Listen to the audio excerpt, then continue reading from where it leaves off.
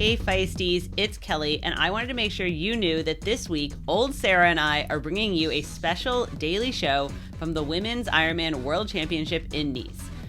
Your regular podcast on our break this week, then they'll be back. But we, in the meantime, will have all the news and interviews from the ground here in France, and you can sign up for our short daily newsletters, enter the giveaway from our sponsors, now worth over $3,000, and you can RSVP for our underwater photo shoot and shakeout run at the link in the show notes or feistytriathlon.com/not here to play nice. And of course, get your not here to play nice shirts. Because why are we here? We're here to swim, bike, run, race, but we are not here to play nice. Kelly, good morning. It's the day after the race. And it is like pouring rain. Like we all woke up because it was thunderstorming, like lightning. And I was like, oh my God, I'm so glad that didn't happen last night. Right. And it was close by only a few hours because the age groupers had until close to 1 o'clock to finish. And it started storming around 6 a.m. So if that storm had come in earlier, it could have been a brutal end to a long day. If people had been on the bike, they would have had to have just stopped, which would have been unfortunate. would have been bad. Yeah. I mean, the only thing worse than like a hairy descent in a French mountain during an Ironman is in a storm. Yes. And then lightning storm. Lightning storm. With wet roads. Fortunately, that didn't happen. Yeah. I mean, I think it was, we'll talk a little about the race, but I think it was like tough conditions yesterday in the sense like it wasn't hot. And so everybody kept being like, oh, at least it's not hot like the men's races. They have nice overcast. But it was actually like quite windy. It made the swim quite choppy and quite heavy current. I gather like once you got up into the mountains, it was very windy. And there was like that was tough kind of depending on when you hit it and like who was with you. And then while the run wasn't like super hot, again, it was like, because you were just out and back. And has anyone ever, okay, so I live in the Bay Area, I run on this bike path, and there's heavy winds sometimes a year. And when you're running like with a tailwind one way, it's actually like very, very hot. And then you're like, turn around and you're like, oh, I get a breeze, but it's so hard going into the, so it's actually like very annoying. I've had that experience this week on my 30-minute jog on the promenade, so let alone an Ironman marathon. And I do enjoy that afterwards, a lot of people, I think everyone was like, oh, it's a fast run. Oh, I love loops. There's spectators. And I kept being like, no, it's awful. Yeah, everyone was like, oh yeah, no, it's kind of awful. Well, and I think it's funny because, everyone was talking about the fast run. And even Rinny said, like, they have a chance to spin their legs out after the descent, right? Whatever. But I was like, oh, it's like a 6-mile chance to spin their legs out, not even, like I thought it was more like 25K or something. No, it's like not 5 miles. Yeah, it's not even.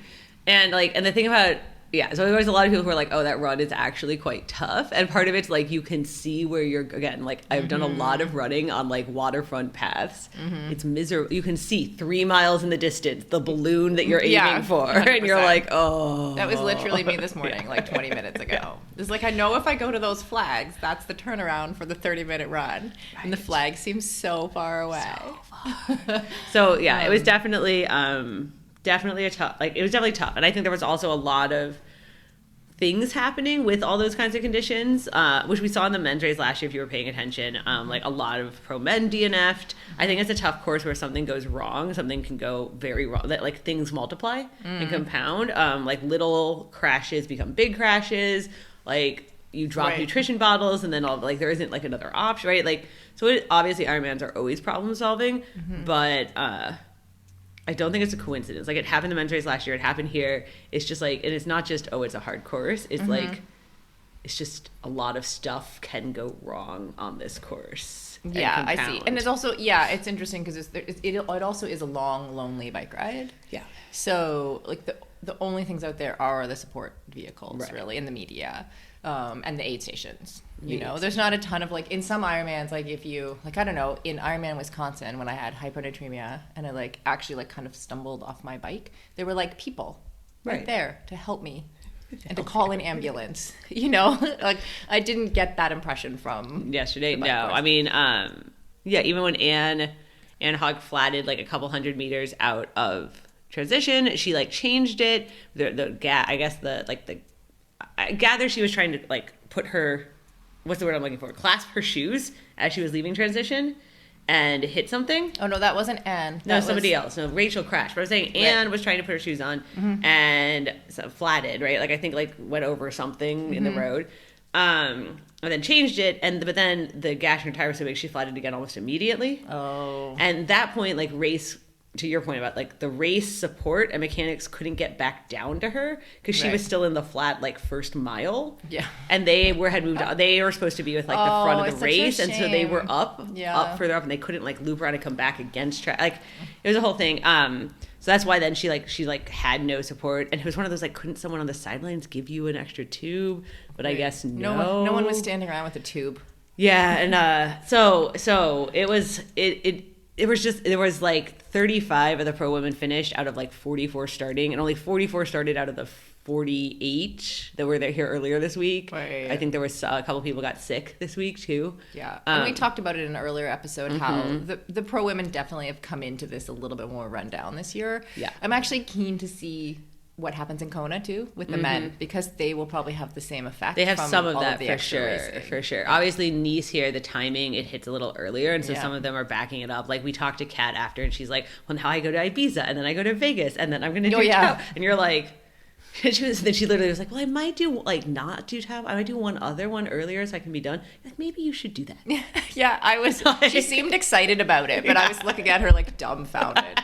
Like, wow, that's a lot. That's a lot. Yeah. So it is a lot. So I just feel like I don't need to say all those things, because a lot of people were like, there were much higher DNF rates than, not even higher, just like than Kona last year. I haven't looked at compared to the men's race here last year, but it is just a race, a course that it is just, and a season that I think just hit people hard. Yeah, for sure. Totally.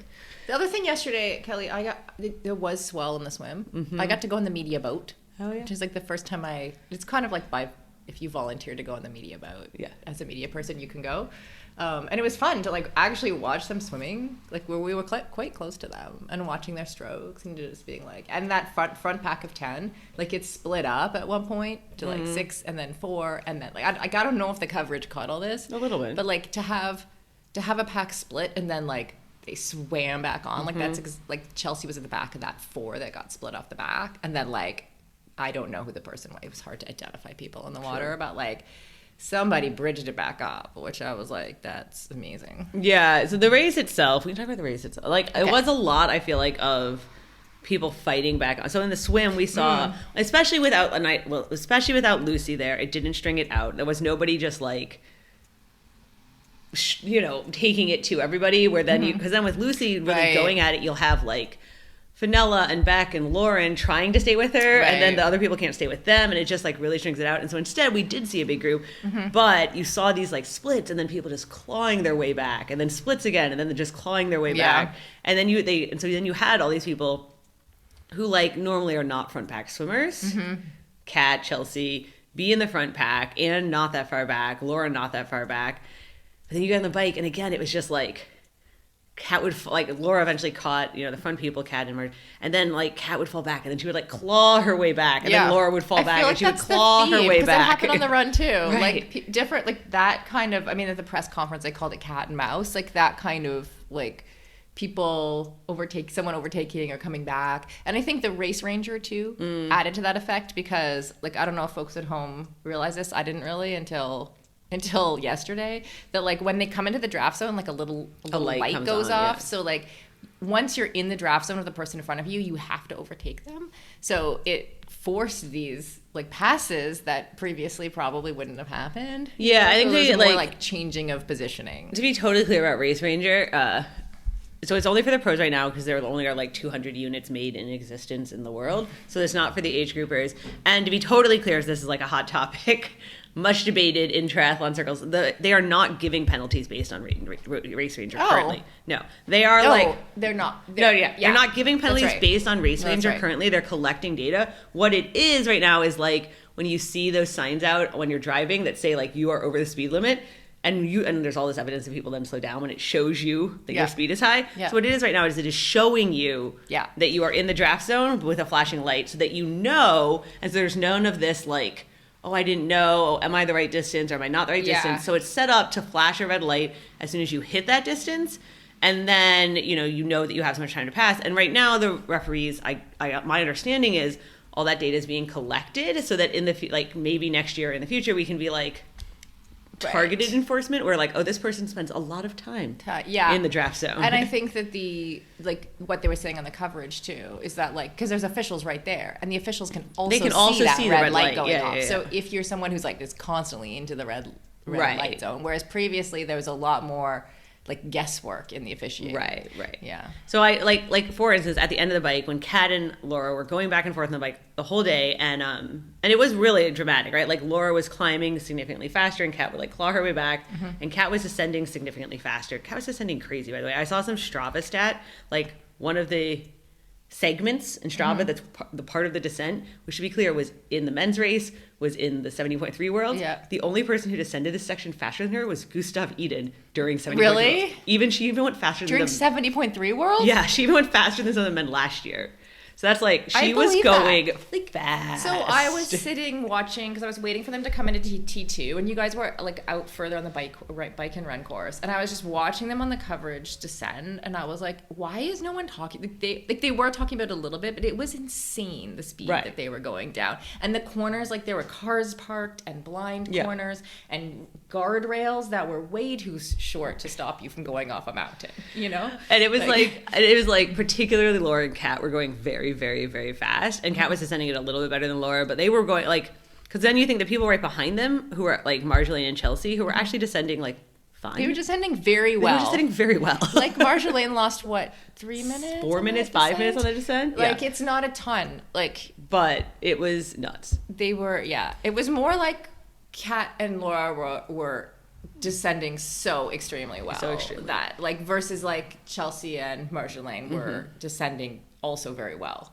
You know? Like it wasn't like they were dropping back. It was like there was just insanity in front of them. Yeah. So it was just what made me laugh is to the point of Race Ranger Kat, they had gone back and forth and they were coming in on that flat section, and Kat said this in the press conference she talked about later, like on the coverage you can see her like stand and pass Laura at the very last second, and I guess everyone thought she was right. And apparently the red light flashed and she like panicked in that kind of like race panic way, where she was like, I don't want to get a drafting penalty. And coming into transition, I don't think anyone would have given her one, but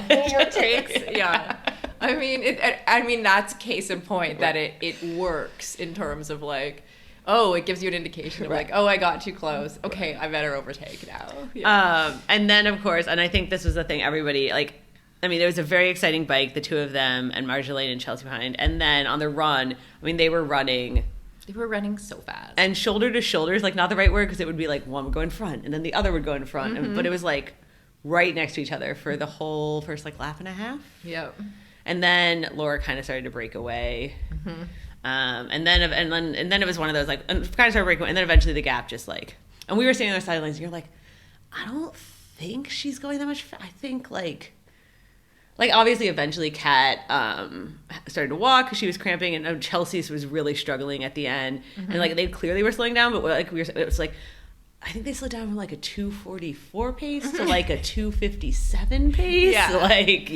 Yeah, it was interesting from our perspective because they were running together on the and then next thing we saw Kat was like 4 minutes back, and it was like, well, there was. When you're standing on the side. When you're standing on the side, it's like, oh, what happened? And it was like interesting to hear their stories afterwards too, that like where there was this cat and mouse thing and they were like kind of playing games trying to break each other and stuff like that. And then where Laura finally was like, no. And just like that she actually did try to make a move, and then that move did actually work. And then I can see from Kat's perspective too, like once you know you're playing for second place, and then Chelsea was 10 minutes back, like you have a little time, you're dealing like, with a cramp or something else, you're like, okay, deal with this so that I can finish and hold on. One of the things she said, and we're going to take a ad break in a second and then hear from all of them, because we did talk to pretty much everybody on the podium after the race. One of the things Kat said was when she cramped, like whole body seized up or whatever, her whole back, and she said she was like walking and it was right by all these spectators, and someone was like, don't give up, and she was like, oh, okay, yeah, good idea, which I totally have done that too. Me too where someone's like, because your brain's just gone and you're like, oh yeah, that makes sense. Yeah. When I used to coach, I would tell people like, I'm like, you need to know, like out on the run course, just remind yourself like today is Ironman day. This is the only day you get to finish your marathon. Like, keep running. Just like keep that in your head. Like, this, it's going to be over. Tomorrow's not going to be Ironman day. You can't do it then. You have to keep running. Don't walk. You have to keep running. And a lot of people said that worked for them. Okay, like that self-reminder. A self-reminder. You know, like, keep going. It's funny to me that even, because I have had that, like, your brain is so gone. Like, the things you think make sense in the middle of an Ironman, you're like, oh, I found a gel on the ground, I think I'll eat it, right? Like the things that you're like, and then later you're like, why did I get really sick, right? Like the things that make sense.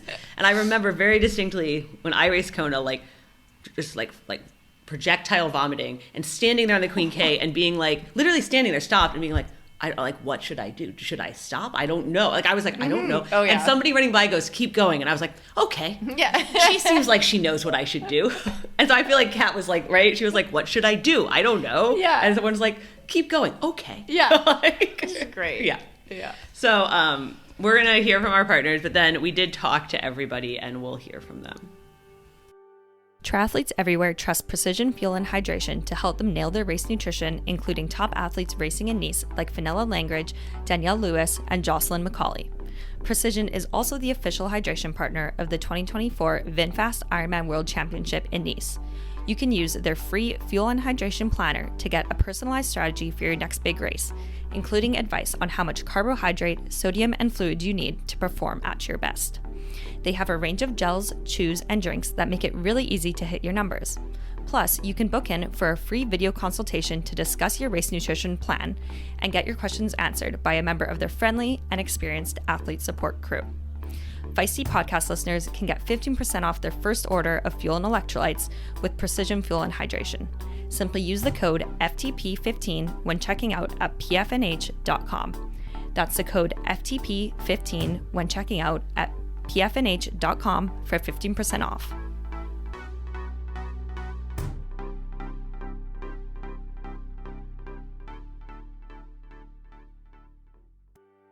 Your nighttime routine and sleep is a crucial part of being able to consistently perform.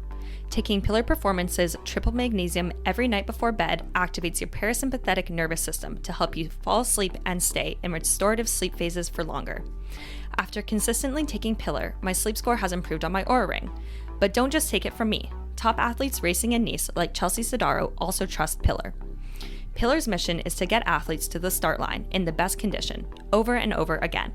It's now easier than ever to try Pillar's triple magnesium with the launch of their travel packs. These come with just over 2 weeks worth of good sleep, recovery, and performance, and it's the easiest way to test the product if you've not tried it before.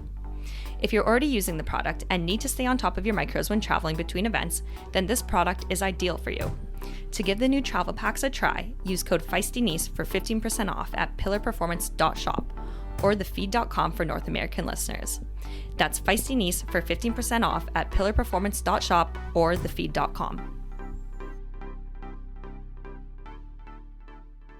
So after the race, we were trying to grab everybody. It was a little French chaos in the security, and we eventually right after trying to it was hard to find people. It was hard to find people, and we were trying to follow the rules. That was our first mistake. That was our mistake. So we were waiting until people came over to like the pro kind of lounge where you get your food and area. And so we found Kat there because it wasn't like you had to like walk. And so you had to like walk and walk and walk. Oh yeah, to get to the pro area. Yeah, I think a lot of people just went home. I think so too. Honestly, because we like made it over there and it was like not that many people were like, what's happening? But we did find Kat. She was in very good spirits. Yes. How did you like that course? Yeah. I actually thought at one point, this is incredible. How is this a world championship course? It was just mad. Obviously, there are moments where I was thinking, goodness, this is a bit too hard. But some of the, just so cool. And obviously, we all thought it was so cool when you guys were going back and forth. Is it cool for you, or what's going through your head? On the bike? And on the run. So on the bike, it wasn't very cool being dropped. And there was no going, with her. She'd already caught me for 3 minutes. So I was like, well, maybe she's overextending herself. She wasn't, obviously. But I worked so hard to get back on for the plateau. And then I just felt so much happier in front for the descent that I just sort of flowed up to her in a way, I think, and took some time out of her, but that was fun, I guess. But then there was the other climb, and then I just got dropped again, so it was a bit demoralising. But yeah, and then the run, it was really cool to have a battle, like to run, 10-15k together. Like that's what I thrive, like I love that, and I think I've sort of been dreaming of them, like run battles in a marathon and for years. Shame Anne wasn't around. Sorry to Anne, but I just I felt great for the first few K. And I was like, I'll just run a lap on feel, then I'll just keep going on heart rate, and then we'll see what happens. I really wanted to dig deep straight away, so I achieved that goal, but it backfired. So I'm so glad I tried. Yeah. And I saw the rallying on that last lap. What do you at that point? How do you keep it together, and what do you tell yourself? Goodness, about I think honestly it was 28k. I was getting a spasm in my back, and it was coming into my hamstring, and I was like, oh my goodness. And I do sometimes have some neural stuff, so I was like, oh my god, is it just gonna am I just gonna collapse, catastrophizing? And I got to the point where my hamstring properly cramped and I couldn't even walk. I was like, I think I need to physically completely stop and just settle. And then I was just on what's that 14 kilometers of aid station hopping with some salt, and I guess just luckily I could do that because I knew that Chelsea was over 10 minutes back. And it seems congrats, it seems like a success to me. Does it feel are you happy with it? I'm happy that I did my best, and Laura was the best athlete on the day, so it's so nice to be able to say that. But obviously I am equally it's so bitter coming second, but I'm really happy with the season, and I couldn't have done many more. Well, congrats. Yeah. So we were just saying, while we were listening to the clip again, that she really did look bright-eyed and bushy-tailed. That is the most high energy I've seen someone after an Ironman. I have seen Kat after a number of world. Okay. She is always like that. I feel like she's always okay. Like I was telling Elsa the story one time after 70.3 Worlds, which was one of her first big, she was third or fourth. Mm-hmm. She saw me and she was like, "Oh, did you crash? Were you out?" This is the first thing. She's so excited. I was like, I didn't race, but I feel like she's just very when it goes well, right? She's very happy in person when it goes well. Yeah. Yeah, but I think the part that we all have gotten hung up on is when she was I've been dreaming about run battles, and all of us are why? Yeah. Why? Literally, I was the opposite. Because I was someone who was overtaking people on the run. And it's if I come by someone, I'm let it go quickly. Literally the opposite. I'm do a surge, break them fast, make sure they know that they're not going to be able to hold on to me. I'm running faster. I literally dreamed of the opposite of a run battle. To her credit, I think having then the other point she was making kind of after we stopped talking and that she made in the press conference and that she's made, I think to her credit, what she was dreaming about was that's what becomes iconic. Right. That's the thing people talk about. Well, and that's the sport. Story. Yeah, it's the good sport. Mm-hmm. It's the yeah. And one of the one of the things she kind of been saying is we the women this was a success. The women put on a show. Mm-hmm. Isn't it we're not just trying to finish, right? They're out there really racing, and that's what then becomes the stories people tell and the what draws people to watch, Yeah. Well, massive kudos to her, honestly, for that attitude. I have a lot of respect for it. And then of course we go and talk to Laura. We're Kat said it was really fun, and Laura's what? So we did talk to Laura too, right after the press conference. Yeah, we were looking for you after you disappeared. Did you go to celebrate, or was it not as fun? Were you in medical? No, I actually felt all right. Okay. I went to anti-doping, and they said I'm a winner at anti-doping as well because I was quite quick, and I had what you need to pee. So I'm proud of that. That was nice because sometimes you have to wait for hours after an Ironman. So then I was actually able to take a shower in my hotel. So now I'm feeling a bit fresher. Okay, all right. So before the race, we were talking about what it would take to win, and that you would have to take some risks at some point. Where were your risks today? I think maybe riding a bit harder than I would usually do for an Ironman, because I just thought the course would need that. If you want to be fast on this course, you need to overpower at a point. So this is what I did, and this was also what made me very unsure about the run, because you spend maybe more energy and your legs will be heavier. And so that was a big surprise for me as well. Yeah, like you mentioned up there, the run times were not as fast as I thought they were going to be. Did you guys just ride it way harder than anticipated? Well, if you look at the men's edition last year, I think the run times were also not that crazy fast. So even though we were talking beforehand, everyone will run fast, I kind of assumed that we won't run that fast after such a hard bike. So, we didn't run slow. It's not an easy course because of the wind and the heat, if this changing of headwind, tailwind, and luckily they put out ice later on, so that definitely helped to cool down a little bit. But temperature-wise, it was very different today, like cold up in the mountain, and then you came down and it felt a lot hotter maybe than for us, for you spectating. I don't know. All right, so Kat told me she loves run battles. She was dreaming of this. Do you feel the same way? Were you really excited about shoulder to shoulder, or were you I would be not happy about it?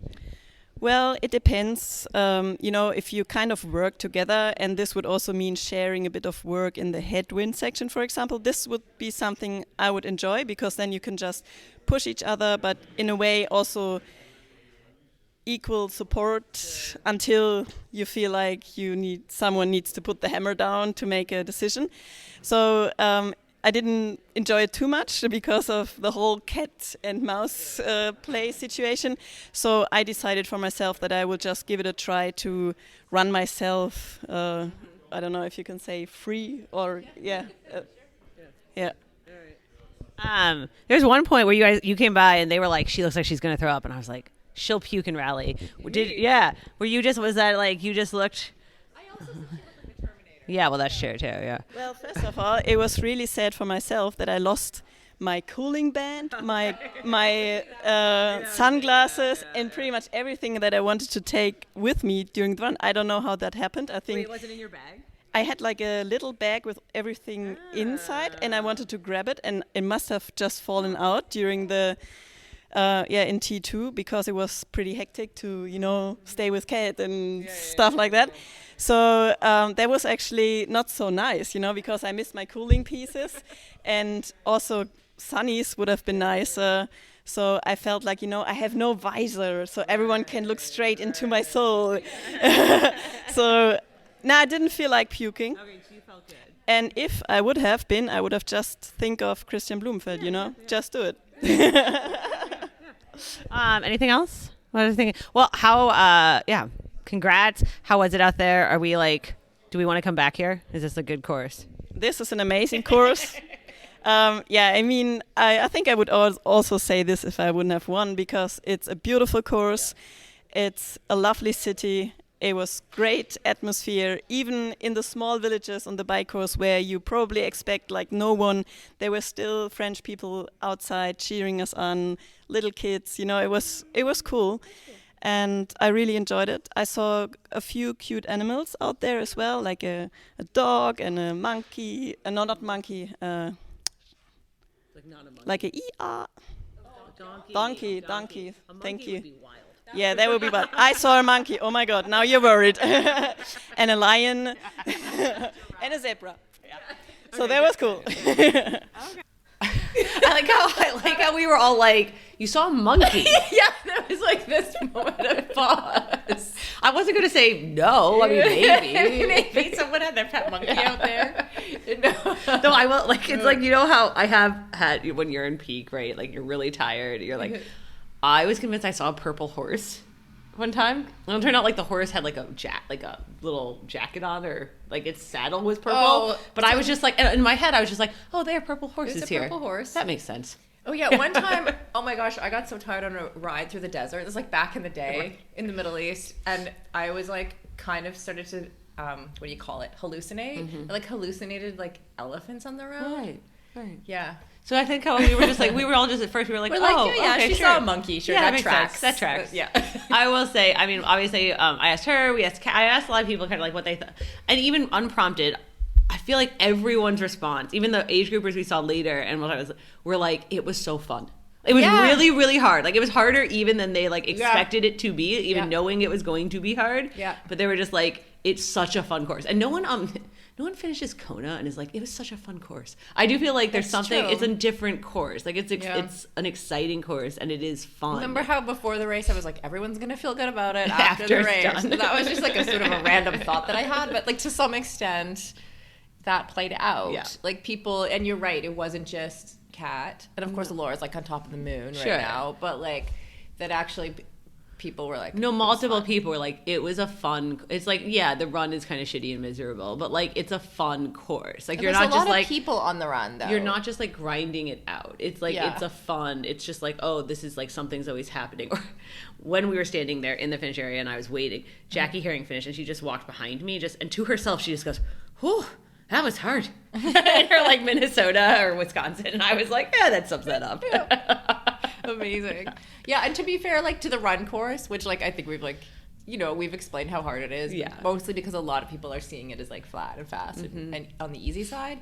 But, like, actually it is completely lined with people. I think for some of the later, because we were talking to, like the people who were, like, kind of those front age groupers or the back, like, where it's kind of in that middle part where, like, the crowds have left from the front pros, but they're not out yet for the final. Some of those people said it got pretty empty. Oh, okay. And like, once you were like a mile out, like, because it's like a 3 mile out and back, that it got pretty empty out there later, which I could see that for sure.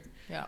But that's like always the thing with that section of the race, like where you're just kind of like, you're not the front, but you're not the back. Yeah. And you're always just sort of like out there. Doing your thing. In the middle. In the middle. Yeah. Doing your own race. All right. We did talk to the other, like the rest of I think besides Chelsea, I feel like the other two people on the podium were a bit of a surprise. We did talk to them. We're going to hear from our partners again, and then talk to Nikki and Marjolaine. Okay, let's do that. Every triathlete deals with injuries, and more times than not, injuries mean less running or even time off from running. This is where Lever comes in. Lever uses a skeleton frame and elastic cord that you can build yourself and fit onto most treadmills. The system holds you slightly above the treadmill, allowing you to move under partial body weight support. You can take up to 45 pounds off your body weight, meaning that you can run on the treadmill but with less impact on your muscles and joints. This can be helpful in returning from injury or maintaining high volume training while reducing the likelihood of getting injured. Running at a reduced body weight allows you to run pain-free through niggles, rehab from injuries, and increase your performance. The Lever system was also the award winner of the Best Run Product by Global Triathlon Awards and is only around $1,000. Learn more about the Lever system at levermovement.com and use the clickable link in our show notes for 20% off a Lever system. Don't forget to use that clickable link in our show notes and get 20% off a Lever system. So I feel like one of the reasons we didn't talk to Chelsea was she was messed up. And I gather, like, having now had messages from people who are watching the broadcast and from home, I gather people, like, at home didn't really understand, like, how bad she was. She was in bad shape. Yeah, I felt like even when we were at the press conference, you know, hours after the finish, I was looking at her, which was delayed, I'm pretty sure, because she needed...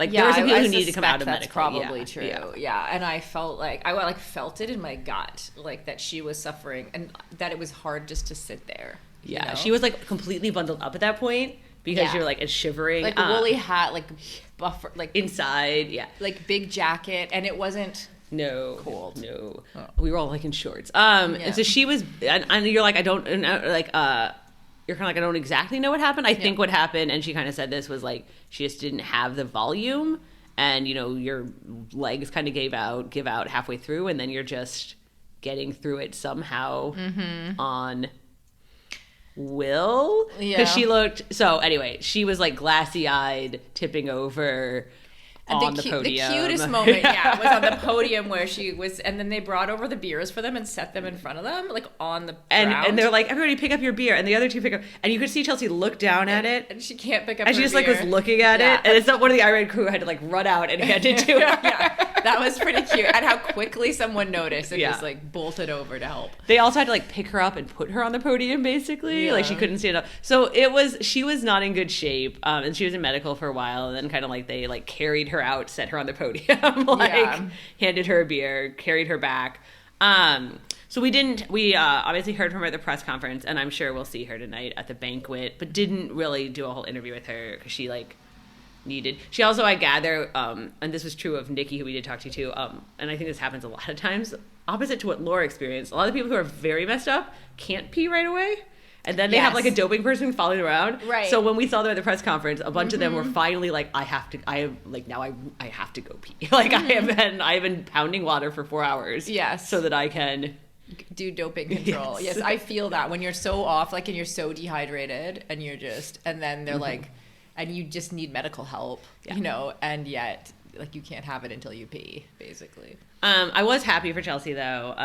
She did 100% looked like she kind of put everything out there to get back on the podium. I mean, it's inspiring. And I think she had a good, I think it was like an all around solid race for her. I think we were like, oh, what is the gap like Laura and Kat need for her not to run them down? But of course then Laura ran just like insanely fast. Yep. So yeah, it was nice. It was good to see. And like we said, the run times weren't as fast. It was harder. So, it was harder than we expected. Yeah. But honestly, like an Ironman podium's an Ironman podium. Like great for her, you know, and she can come back to Kona next year. And I mean, she has a great track record at World Champs. Yeah, I mean, this isn't like we kind of said beforehand, and you were surprised. This was like her fifth Ironman ever? Yeah, exactly. We sometimes forget that Chelsea's relatively new. Right. So anyway, so we didn't talk to her. Well, other than like a congrats. Yeah. Go lay down.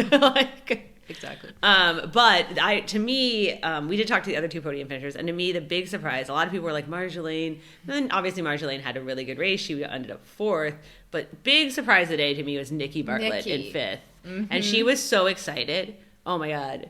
She basically just laid down at the finish line because she was like crying because she was so excited. She was so emotional. I loved it. Like honestly, when we came back to our place a little bit during the bike course when we couldn't go out, and we all had a nap. Right.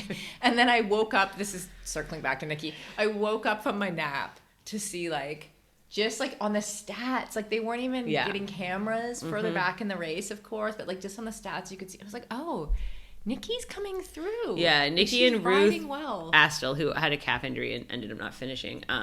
But yeah, Nikki and Ruth, they were like moving. You were like, huh? Yeah, they're back there, just like working their way up. 11 minutes back, just coming through the field. Yeah, so it was really good to see her. And I know she also. I mean, it's one of the things that's like funny when you're like, she had a rough year. Everyone and then you just have said that about everybody. Yeah. I think everyone had a rough year. I had this hypothesis 2 years ago, coming out of the pandemic, when everybody then was like super over racing because they'd had 2 years of no racing. Right. And I was like, in a year and a half, we're going to have a lot of problems.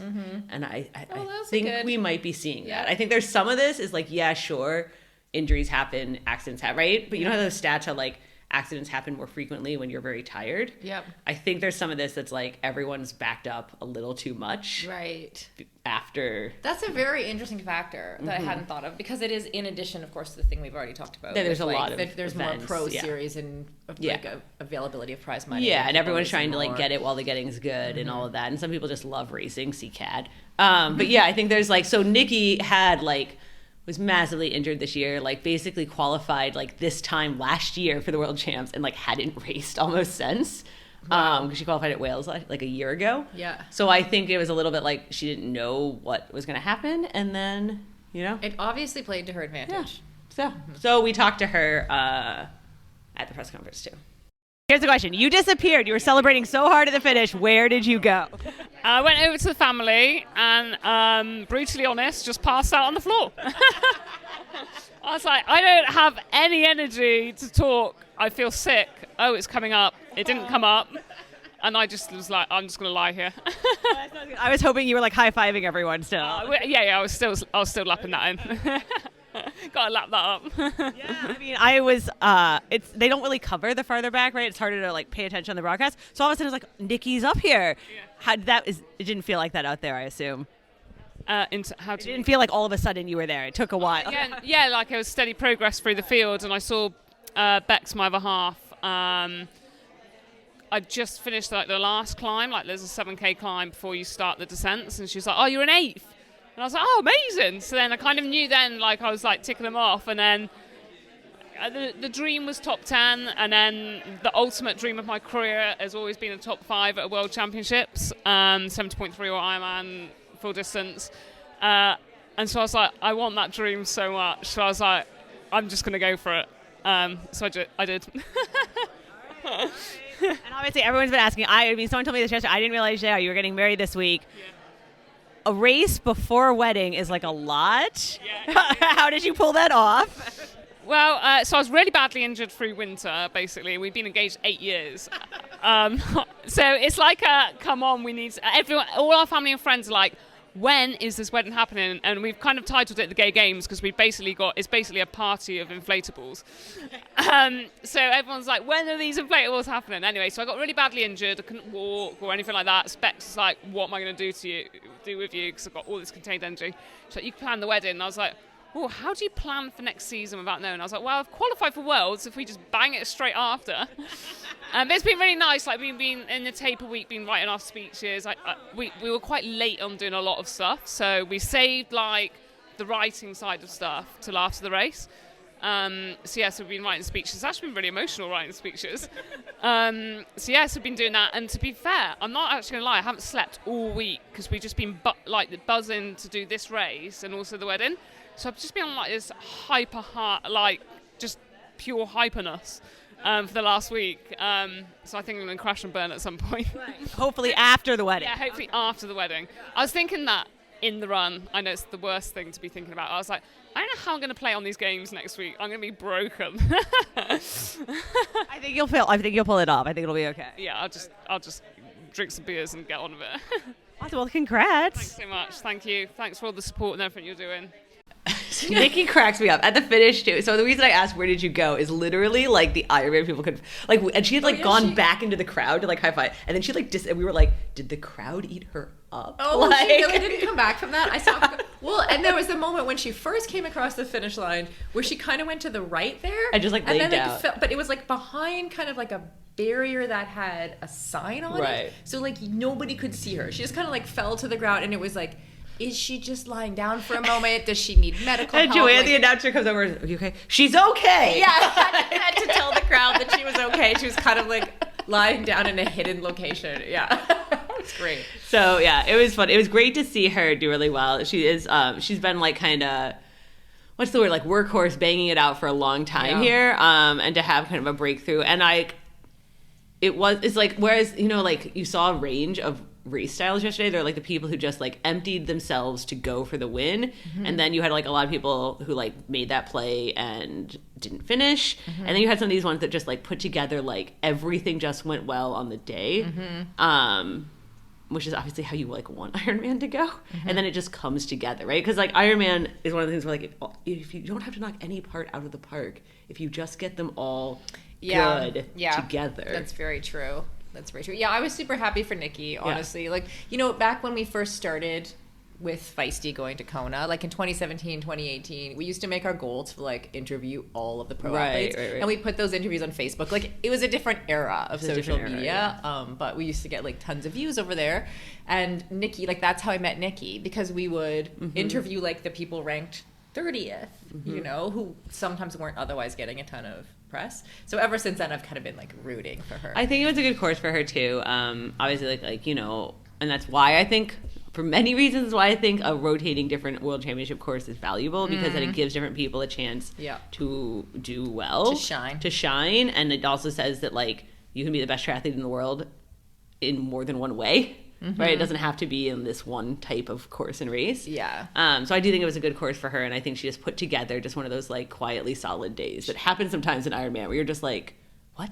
Yeah. What happened? Yeah, she really did. Yeah. So it was great. The other big surprise, the big surprise for a lot of people, though I will say, for if we were writing listeners, Sarah, True, and I last week were like, Marjolaine Pierre. She's going to be up there. You knew. But I thought she was going to be like 6th or 7th, and everyone was going to be like, wow. And that would have been a big deal, but instead she was leading the race for like half the bike, and all of us were like, "What is happening?" And I think even from watching the broadcast, you can hear them. You can hear the commentators feeling quite sure that she's going to be caught soon. Right. But then like okay, maybe not so sure. Like, you know what I'm saying? Like, I think that she definitely, like, Laura caught her much later than and expected. she stayed, and then Yes. what the people who have written this course will tell you is that it's this long climb, but then it's a plateau. They all kept referring to the plateau, which is actually like rolling. And so Laura caught Marjolaine, caught Kat and then caught Marjolaine, like right before the plateau, and both Kat and Marjolaine kind of like worked really hard to get back, and then they kind of worked together. Like, you know, that's where they talked a lot about Race Ranger, because they kept like changing around positions in that group of but three. on that plateau, on that roll. Yeah. And so I think people thought she was going to get caught and just like dropped, but she got caught and like hung in there, and that was crazy. And it really only came down to the descending and what we talked about earlier, the fact that Kat and Laura were so insane on the descending at the finish line. Marjolaine's also like 24 and very funny, and I was so like, it took me a while to figure out, because I knew she was French, but I was also like, she's from one of the little like French islands off of Africa, off Madagascar, Reunion Island, if you've ever heard of it. Yep. So she feels very island, when you talk. So I finally put that together one time, and I was like, oh. So when she finished, and they're asking her, and she just had like she's like, you know how people just say whatever pops in their head at a finish line? She was like, oh, and they were descending, and I thought, I am 24, I don't want to die yet. And so, like, that is why they like. No, I think she started with, they descended so fucking fast. Yeah, she also said so fucking fast. She said, I think they went faster than the boys. Like, and then I don't want to die. I'm only 24, and like, so it was very funny. And she is very funny. But I was she also like, she literally lives. I think she like slept at her house last night. Or 2 nights, like she lives like a mile away. Yeah, she like has she's trained. She trains her coach is the race director Eves, who like won all the Nice race back in the day a billion times. So yeah, it's like, it's not just like a hometown. It's like really hometown. Yeah, exactly. And when we talked to her, I enjoyed how open she was about her story, and it was a great clip. Let's hear it. Okay, so your finish line speech was very funny. Well, I feel like you accidentally swore, and the Ironman people didn't know what to do with it, but it felt very, like, you seemed so happy, so excited. Did you expect this? Never, really never. I had a super difficult beginning of the season. It was really difficult in my mental game to try to believe that I can be happy with myself. I had so many injuries. Triathlon is such an hard sport, and every day we go to the training and we push ourselves, and it's like the best award I can have today. And I was so stressful before the race. I got my period 2 days before the race, and I was like, oh my God, I'm healthy, but I was so... Yeah, it was challenging for me. I were in amenorrhea during 5 years. I have bone injuries, and I want to say that you can be healthy, fit, and you need to be healthy. Right. How did you come back from that? Was it like changing your nutrition, your training? Yeah. I changed my body, really. I feel now my training, and it's much more. It was difficult for me. I was a student, and I wanted to make triathlon and have like a summer body, and you just need to have a good weight and don't care about the nutrition, just fuel your training, and don't be too skinny. Yeah, that makes sense. I heard you saying obviously you trained a lot on the promenade, and every time I try to run on it, I'm like dodging tourists. How did you do all your training on the promenade? Yeah, everyone say me that, oh, Nice is so amazing with the sea, the run is so nice, but when you do all your training, it's like quite boring to go on the promenade. It's always the same, and there is no gravel road, so it's also quite difficult. We love Nice, but we want to switch the promenade with a gravel road to be able to make more miles. Okay. Yeah, and obviously you said that you just like Kat and Laura were just descending too fast, right? You felt like... But I would feel like you probably descended this a lot too, right? So you were still going pretty fast. Yeah, I was like, okay, I'm so rubbish. Everyone gonna say maybe on the broadcast that I'm gonna be the first on the downhill and take the lead. It was really not that. I was like, oh my God, I'm so rubbish, and they go so fast. And I tried to just fuel myself and be in control with my bike. And I had a moto crash when I was a teenager. I'm so scary with the speed, and I try to work on that. That makes sense. I could see why that would, you wouldn't want to crash again. Yeah, I have this. Okay. So I'm super scary. Well, congrats then for, getting through all that. Yes, thank you so much. And it was so fun to be with all the women and to have you as a media as just full women. It's so nice. Awesome. Congrats. Yeah, we were talking about how last year at the press conference, all of the women were like, oh my God, the all women's race and having our own race and that was the topic. And now everyone, like most of the, especially people who raced last year and Marjolaine didn't race last year, are just like, well, yeah, that's normal. They expect it. They expect it, and they have an experience. And so, you get the people who this is their first time, and they're like, oh, it is so much better. I was trying to think of a more political way to say better, but it is better that they get all the attention, that it's like fairer and cleaner, and like it's like more fun, right? Yeah, it's better on every level. Right. Like it is a more fair race, which a lot of people focus on, right? But also like all the media attention being on the women is definitely going to develop the women's side of the sport over time too, because you get more stories being told, you get more of that inspirational type content that does bring people into the sport. And then of course you have like the equal participation piece, which is like as many women and that qualify. That is the last part. I feel like people always forget. They're like, that's the part that comes after all the other parts. Like once people see all these pros, then they have to like that, and they hear the stories, then that develops. They think like, oh, I can do it, and then they go out and do it, and then they get better, and then they get friends to do it, right? So it follows, but it follows in like 5 to 10 years, right? Yes. Like that is, and we know this because it's how that happened in every fucking other sport. It's even in our sport, it's how it happened in the ITU. Right. It's how it happened with 70.3 world. So I will say, because that is like a lot of people. Like we went back down, not at midnight because we were tired, but like 11. Yeah. To see some of the finishers, and to see one of our, and to see Khadija. We caught her just on her last she was headed out for her last lap, Khadija. But we went back down, and I was concerned because it is a lot fewer people this year than Kona last year, and I was like, oh man, it's gonna feel sparse. But I'm sure it does. So I'm sure it is out there just the same way like the Queen K feels empty in the dark eventually. Yeah. But at the finish line, it was still like a late night, big crowds, DJ, unicorn, and there's still like a unicorn. The finish line unicorn that we all know and love. Yeah. And there was still like a lot. We stopped and chatted with like some of the different age groupers we know who had just finished and were just like getting their stuff. So it still felt very much like a race. There was, I think ultimately like there was like 1,300-ish that started and like 1,100-ish that finished. Right. And it was like, it is a lot harder. It is like, if it was 35 to 40 minutes slower for the pros, it's like an hour to 80, 90 minutes slower for some of the age groupers, like depending on your speed. Yes. So. And I wonder how many people got caught at the bike cutoff or got stopped. I'm not sure what the stats are on that. It was hard to tell from the tracker. Yeah. So I just want to say, like, yes, it was smaller numbers, like, absolutely, and people will inevitably focus on that. But part of me is like, but it takes a while. You weren't just going to, like, have all these people, like, see Kona last year and then be at the World Championships this year. That's, like, not how it works, right? That is absolutely not how it works, They need to see, and I really think, like, honestly, with the women's side development, like, you see someone who's actually, like, 1 degree of separation or 2 degrees of separation from you. So it's like someone from your town who's also like, who also has a full-time job, and your friend is friends with one of your friends qualified for IRONMAN World Championship. Right. And then about That's how it and works.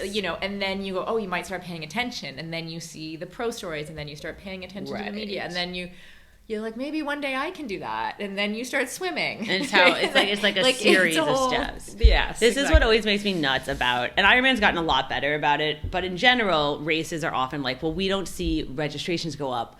Like nobody says they registered for a race because of the pros, and you're like, that's not how advertising works. But 2, you're like, that's not. So they have this huge pro series now. It's getting a lot of attention. They've done a really good job with it. It's been actually like quite well done, and I've heard them say this on other places too, like, oh, well, we haven't seen a correlation between that and registrations. And you're like, well, it's literally the first year, and all those people registered for that race a year ago, so they wouldn't have been able to. Like, that's like a dumb statement. But 2, it's like, that's not how it works, right? It works in that then the news covers that race more, over the year, and then people hear about it more, and then they see it more, and then they're like, they know their friend is doing that big race they saw on the TV, right? Because this is what we saw. Like, I live right by Alcatraz, and this is what we saw go in reverse in Alcatraz, because they cut the profile and they cut it and they cut it, and it got like less and less and less prestige, and it's not on TV anymore, and it's not covered in the news anymore. And now, like, this year, I was working for the news, and people were literally like, oh, is that like, because now it's like, isn't it just like slow people running? I mean, that's not obviously what it is, but you know what I mean? Like, it doesn't have the big names anymore. So you're like, it goes the other direction. It absolutely does matter. And like, or even just think about like the word of mouth piece. Like, I think about my own dad or whatever being like, oh, we'd go to a race or whatever in a local town when we were living in the Middle East, and he'd be like, oh, like he would literally learn that there was a woman who went to the Olympics in the race, and then like know her name and repeat it to all his friends within the next week. We saw so and so, and she was 15th at the Olympics. Right. And like, and I think that also happens when you have those local, like the stories in the local paper about the pros that came to their town. I was watching the police were cheering for Marjolaine yesterday. Like, they would stop their duties and start cheering for her, and I was thinking about that.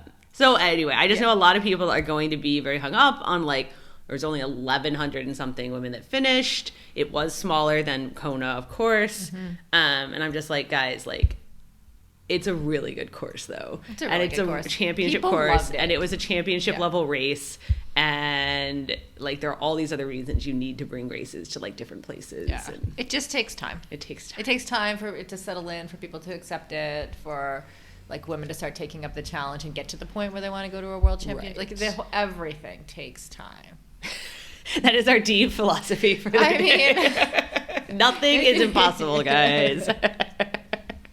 But I mean, it's going, everything takes time, but it is going to move faster. Right. When the women, because the women have their own. They have their own. Like, it's like they have their own, what do you call it? Like, it's their own course. It's their own platform, basically, right? Like, it's not mixed in with the men. No, you could see it. And like Chelsea said at the press conference, I think it's really important for the women's world champion to be the first one to cross the line. Yes. Yeah. So important. So it was a really good race. It was super exciting. We're wrapping up now our time in Nice. We're going to mail all of we have shipping to do today. Shipping. And then we are headed home. And then we're going to go to the awards. We are going to go to the awards. So, on French time, because it starts in 7 minutes. But and then we will be back with regular triathlon podcast. No more Nice. I'm very sad, Kelly. But we'll see you next year in Kona. There you go. Okay.